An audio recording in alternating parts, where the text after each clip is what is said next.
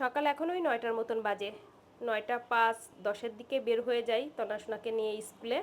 তো চুল টুল বেঁধে দুইজন একদম রেডি। ওকে শুধু চুলটাই আমি বেঁধে দেই, বাকিটা ওর পাপাই রেডি করে দেয়। তো চলুন আগে এই ডিউটিটা পালন করে আসি, তারপর বাসায় ফিরে তো আরও কত কাজকর্ম প্রতিদিন কোলে করে দিয়ে আসে। আসার সময় তো আমি নিয়ে আসি হাঁটিয়ে। আগে তো একদমই হাঁটতে পারতো না, মানে হাঁটতে চাইতো না ও। এই যে স্কুলে যাওয়ার কারণে একটু হেঁটে আসে, তাছাড়া বাইরে বের হলেই শুধু কোলে। সেই দিন রুই মাছটা আনার পর আর রান্না করা হয়নি, আজকে রান্না করব। মাছটা ছিল একদম তাজা ফ্রেশ, আর দেখেই মনে হচ্ছে মাছটা খুব ভালো হবে খেতে। এর জন্য আস্তে ধীরে খুব ভালো করে একদম পাটায় মশলা বেটে তারপর রান্না করব। রান্না তো আস্তে ধীরে করলে রান্না সুন্দর হয় সবারই, মন দিয়ে যখন করা হয় যে কোনো কাজই। প্রথমে মাছটা হলুদ লবণ মাখিয়ে ভালো করে ভেজে নেব দুইটা সাইড।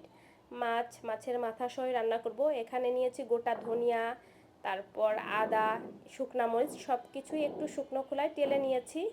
এখন ভালো করে পেস্ট করে নেব। গুঁড়া মশলাই তো সবসময় রান্না করা হয়, কিন্তু মশলা বেটে পাটায় রান্না করলে ভীষণ ভালো হয় খেতে। আর একদম ঝাল করে বেশি করে তেল মশলা দিয়েই রান্না করা হবে। এরকম রান্না এখন খুবই কম করা হয়।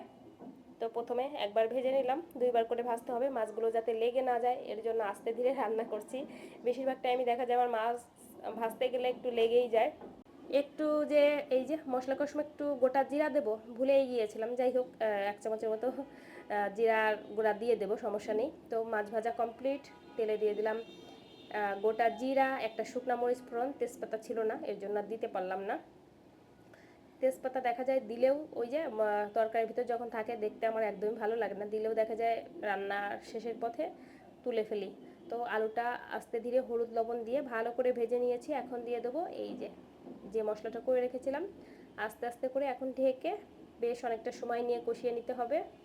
আরও অনেক কিছুই রান্না করা হয়েছে, তো এই মাছটা রান্না করলেই হয়ে যায়। আরও 2-3টা আইটেম রান্না হয়ে গেছে। যেহেতু রান্না বসাতেই দুপুরের একটু দেরি হয়ে যায়, এর জন্য রান্না বান্না করে খাওয়া দাওয়া করতে করতে বেশ অনেকটা দেরি হয়ে যায়, কোনো দিন 3টা 3:30টাও বেজে যায়। তো ভালো করে কষিয়ে নিয়েছি। এখন দিয়ে দিলাম পরিমাণ মতো ঝোলের জন্য জল, আর ঝোলটা ভালো করে ফুটিয়ে তারপর হলো মাছগুলো দেবো। তো ভালো করে ঝোলটা ফুটে গেছে, আলুটাও দেখলাম অনেকটা সিদ্ধ হয়ে গেছে।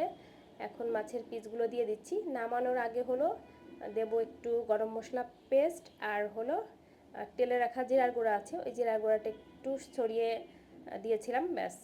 এই রান্নায় 1/2 চামচ ঘি দিলেও ভীষণ ভালো লাগতো, কিন্তু আমার একদমই মনে ছিল না। রান্নাটা কিন্তু আজকে অনেক ভালো হয়েছিল, বিশেষ করে এই যে মাছের ঝোলটা, রুই মাছের ঝোল আলু দিয়ে, তারপর করা হয়েছে একটা ভর্তা, ডাল, সাথে কচুর মুখি দিয়ে একটা ঘন্টর মতো করেছি। এই তো এই ছিল আজকে আমাদের দুপুরে রান্না বান্না।